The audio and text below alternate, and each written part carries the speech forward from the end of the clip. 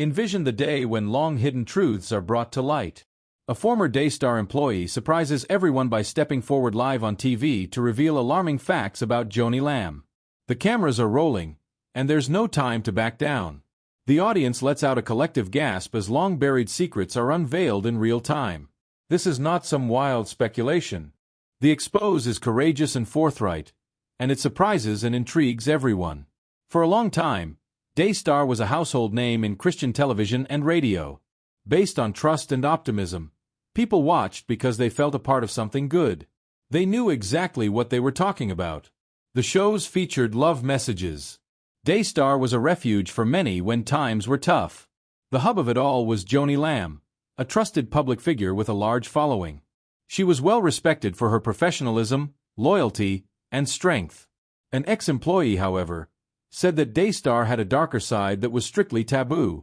There was no editing of the terrible news that aired live on television. Sitting beneath the bright lights of the studio, this former employee felt compelled to tell the truth. What they presented was not an image of a caring, devout community. Something considerably gloomier was it. They spoke of an underground culture where asking the incorrect question may result in one's dismissal from one's position, and where everyone shied away from speaking up for fear of retaliation. Viewers believed they knew the Daystar, the one that was prayerful and full of promises, but it wasn't the reality for the workers. According to the source who spoke with the network, the focus was more on control than ministry. It was always brought to people's attention who was in control and how perilous it was to disagree with them. The optimistic rhetoric and smiling smiles, they maintained, were all an act to hide the true nature of the situation. A lot of people were devastated by this news.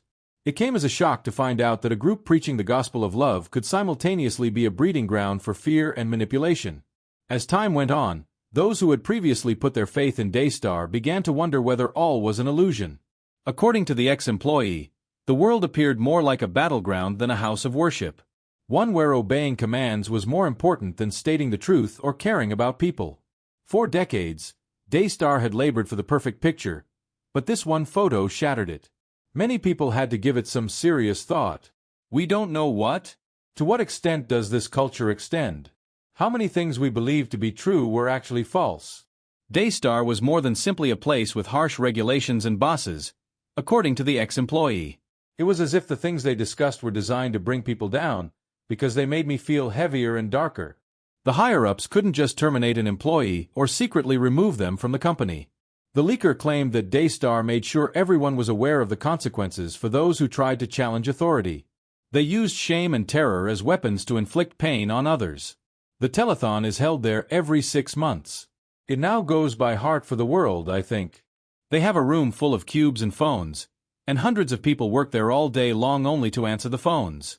During the telethon, the prayer department was also responsible for collecting donations over phone. However, there were instances when the volume of calls required all employees to have their phones at the ready. Still, you know what? This was just one of those instances. An overwhelming amount of calls were received. As that happened, my phone went off. This kind little elderly woman is the one who starts crying the moment I pick up the phone. She claims to have substantial debts. Although she is short on cash, she does have a little balance on her credit card. Someone on the broadcast promised that if she gave Daystar $1,000 today, God would return $10,000 tomorrow, so she intends to do just that. In the beginning of each story, there were brief instances of events that, although seemingly insignificant at first glance, ultimately conveyed a profound meaning. An employee would be assigned the least important jobs if they expressed disagreement with a decision or asked an excessive number of inquiries. Envision a highly esteemed and experienced leader suddenly being instructed to clean the restrooms or file interminable piles of paperwork. The job wasn't the issue. It was related to authority. As a warning to all employees, this was designed to demonstrate the consequences of rule breaking. According to the whistleblower, these kinds of punishments were rarely carried out behind closed doors. When someone was punished, the authorities made sure that everyone knew about it. The public's perception, discussion, and dissemination of the embarrassment served as a cautionary tale for them. The person who had been demoted or given a demeaning position would be the target of whispers from others. The rumors only served to heighten the fear already present. Nobody wanted to take the fall next. Rearranging people wasn't the only thing. The ex-employee claimed that the humiliation might be quite open and confronting at times. It is possible for one employee to be publicly ridiculed, belittled, or picked on at staff meetings. People would mock them, and the sound of other people's laughter, fake or not, would amplify the argument. You did not violate any regulations. Things were explained to you without any doubt. If you did, people would treat you like a little, useless, and powerless doll. The informant recalled instances where employees were so distraught that they broke down in tears upon seeing their peers following a meeting. For fear that showing weakness would only make matters worse, some would seek refuge in restrooms and sob uncontrollably. Others did what they could to remain hidden, such as remaining silent and drawing away.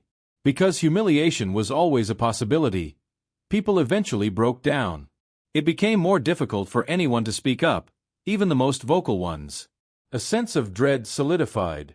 According to the truth teller, the inconsistency has only served to exacerbate the situation. Daystar shared her faith, family, and words of encouragement throughout her on-camera interviews.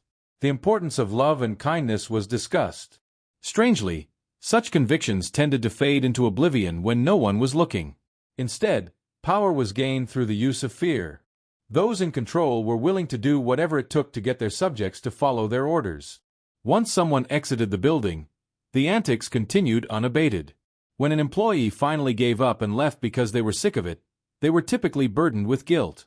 Word got around about the people who worked there because rumors started circulating. Each member of the business community spread false information about the other's moral fiber, religious beliefs, and work ethic. According to the witness, it was done deliberately. It was said that employees who left Daystar amicably could not advance in their careers. Suppressing dissent was just one of the goals. It was all about bringing shame on individuals. A terrifying aspect of the story was how everything appeared to be going according to plan. It was clear from the facts that this wasn't a case of irrational rage or the bad day of a single leader. The pattern of events was consistent until it became the norm. People soon realized that remaining silent was the wisest course of action. They hoped no one would see them keeping their heads down and avoiding difficult conversations. The author of the report detailed the pervasive effects of this persistent terror on all aspects of daily living. For fear that a casual conversation could escalate, people stopped believing one another. People felt more isolated and their friendships weakened. While one person was being publicly mocked, others were relieved it wasn't them. They were overjoyed, but also a little frightened that it would be their time next. The mental burden eventually became unbearable. Upon departing, many employees felt profoundly betrayed, humiliated, and devastated. They believed they were serving God and contributing to a cause bigger than themselves when they joined Daystar. A world where shame was par for the course and terror dictated their every move instead ensnared them. People who were taught to be kind and loving couldn't find out how to put those teachings into practice in their daily lives, so they lost faith.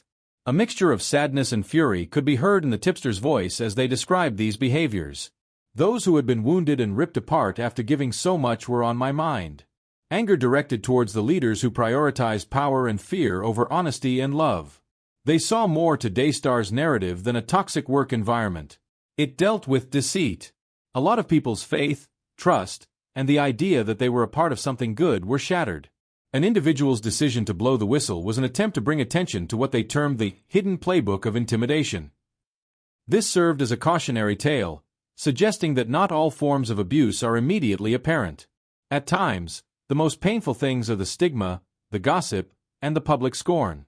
Additionally, many survivors never completely recovered from the trauma. When people outside of Daystar thought of her, they usually thought of Joni Lamb. The audience viewed her as the epitome of the confident, poised woman the network advertised. Faith, family, and hope were some of the topics she covered. Her presence brought a sense of comfort, similar to that of a mother, for a long time. However, the whistleblower said that something completely different was concealed by this meticulously crafted image. Supposedly, the woman was complicit in creating Daystar's poisonous society, in addition to being aware of it. According to the ex-employee, Joni wasn't sitting on her hands while others made difficult decisions. In her presence, the network's treatment of its employees was established, and decisions were made that directly impacted people's lives. They said she was more than a boss or symbolic leader. She established the guidelines for the implementation of discipline, the methods for reminding personnel of their roles, and the consequences for disobedience. A number of individuals there taught and preached the prosperity gospel in such a manner. I paused and asked myself, do I want to be a part of this? Is this the kingdom of God? After hearing one of them say, I don't really have words to describe how horrible I felt when I took that card number and ran that card because it just felt so wrong. God will give you 10 times what you give. When they were in a bind, many lovely, decent folks fell completely for that and would call in.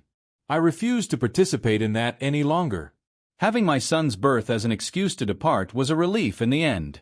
There was an interesting anecdote involving a former esteemed employee of the network. After struggling to leave Daystar, they sought a fresh start by applying for a position at a beauty supply store. They aimed to be truthful at work and away from the press so they could move on. However, the individual who lodged the complaint stated that Joni Lamb and her mother happened to see this employee at the store. Instead of being courteous or even ignoring the matter, they allegedly made fun of the person's new position and publicly shouted nasty things about them. Word came out, and people were saying things like, "Look at this. She went from being the director of marketing at Daystar to this." The recipient must have felt terrible about what happened to her. It wasn't a spur-of-the-moment statement. Their honor was deliberately betrayed in an act of shame that served to highlight the power imbalance that Joni wanted everyone to observe. This wasn't a unique incident, according to the whistleblower. Joni repeated the action repeatedly. She was charming and graceful to those outside of work, but her comrades saw through her guile and knew how to exploit humiliation.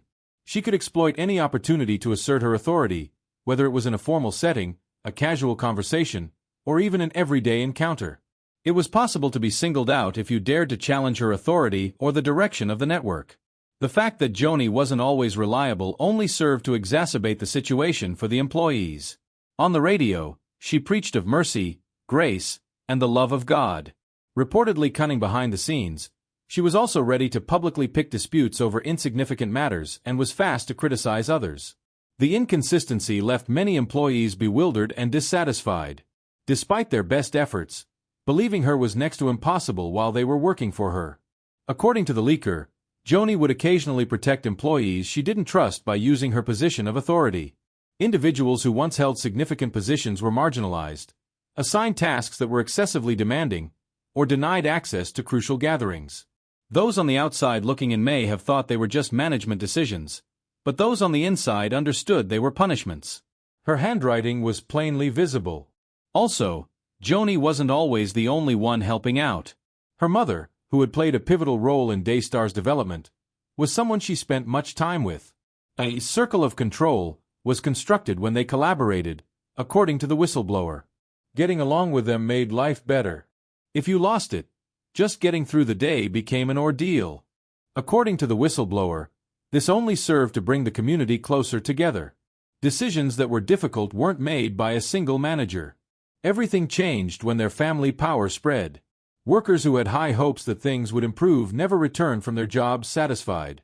People worried that, maybe Joni doesn't know what's going on.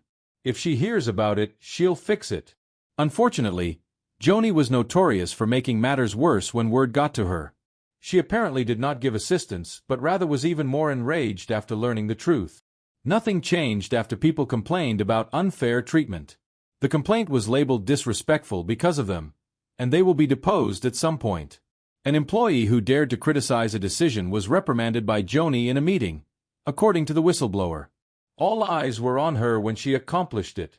She spoke softly but sharply to make sure everyone paid attention. The worker remained motionless in his chair, his face flushed with anger, as the others chattered. Nobody had the guts to defend them. According to the truth-teller, that incident demonstrated what it was like to be Joni's employee. Anxieties that you might be the next victim at any second. In addition, Joni's involvement with former employees was not always severed once they left the company. The whistleblower claimed to have intimate knowledge of how to manipulate the narrative surrounding former employees by utilizing her connections and influence. After leaving, if someone had anything negative to say about the network, word would spread quickly. People would make up stories about how they were untrustworthy, unstable, or didn't believe in God. Strange rumors weren't all it was. These well-planned ideas circulated in several locations, including churches and the media. Joni assisted in getting those stories to the correct individuals, according to this truth-teller.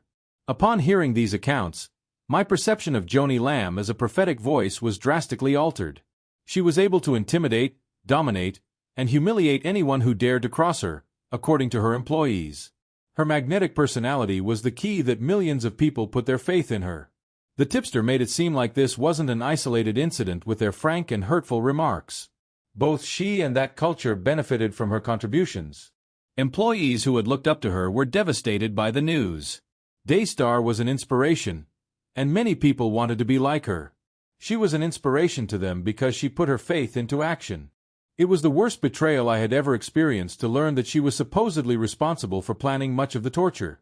It was more than just an unpleasant boss. It was a leader belittling those who had placed their faith, profession, and occasionally even their self-esteem in her hands. The leaker wanted people to realize that Joni Lamb wasn't a faceless figurehead, so they spread these stories. At its core, she was everything. If she had desired to, she could have altered society's course because she was powerful and in control. Nonetheless, according to these reports, she chose to embrace it and utilize shame and fear as tools for controlling others. It was very costly for her employees. There will be shattered souls, shattered faith, and lives forever changed by the events that transpired. What transpired at Daystar was only part of the difficult-to-understand story that the ex-employee eventually mustered up the nerve to share. It was the subsequent event. The impacts of being in such an environment persisted even after the individual departed from the premises. It was as if it were a cloud that people couldn't shake. It followed them into their new homes, workplaces, and even the mental spaces where they formerly found solace in their religion. At work, the impacts weren't the only ones. They had an impact on people's lives that lingered long after Daystar had disappeared. The most obvious and immediate consequence was the widespread loss of employment. Individuals who had toiled away at establishing themselves in the public eye and the media were unexpectedly placed on a do-not-return list. The possibilities that had previously appeared were now completely eliminated. When I called, no one picked up. Job offers were never extended after interviews. Even their former co-workers would avoid them at times. There were actual attempts to slander the whistleblower. In the blink of an eye, false information spread like wildfire, and identities crumbled.